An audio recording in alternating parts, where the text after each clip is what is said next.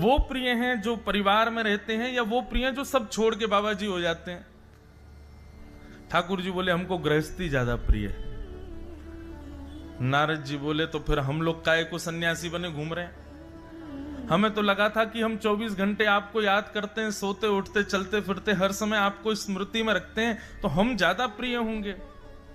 पर भगवान आपको तो गृहस्थी ही प्रिय है। और गृहस्थी प्रिय क्यों है? सारे संसार के जन्य कार्य वो करता है, सारी दूषित क्रियाएं वो करता है, सब कुछ उसके जीवन में होता है, अपने स्वार्थ के लिए जीता है, स्वार्थ के लिए आपको भजता है। ऐसा गृहस्थी आपको क्यों प्रिय है? ठाकुर जी बहुत सुंदर बात कहते हैं। भगवान ने वैसे तो एक प्रैक्टिकल किया, और प्रैक्टिकल क्या किया कि नारद जी के हाथ में एक पात्र दिया और उस पात्र को लबालब तेल से भर दिया और कहा नारद जी पूरे वैकुंठ में घूम के आइए और इस पात्र को हाथ में लेकर के जाना, पर याद रहे एक बूंद भी नीचे ना गिर जाए। और सुनिए, ये सुदर्शन चक्र मेरा पीछे जाएगा, अगर एक बूंद भी गिरा तो ये चक्र आपको जान से मार देगा। नारद जी महाराज के हाथ में वो पात्र दे दिया, तेल भर दिया। अब महाराज जरा भी हिले तो वो छलके नीचे, और पीछे से सुदर्शन चक्र जी बिल्कुल गले के पास तक आ जाएं। नारद जी महाराज बोले बढ़िया सवाल पूछा मैंने भगवान से, इन्होंने तो परीक्षा ले ली मेरी। नारद जी पात्र लेकर के पूरे वैकुंठ में घूम करके बड़े सहम करके लौट करके आए, ठाकुर जी के चरणों में आके पात्र रख दिया।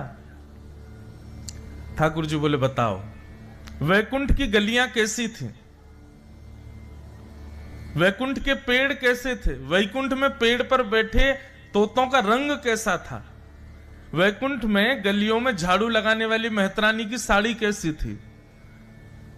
नारद जी महाराज बोले मुझे कुछ नहीं पता, मेरा पूरा ध्यान इसी पे था कि ये तेल नहीं गिर जाए।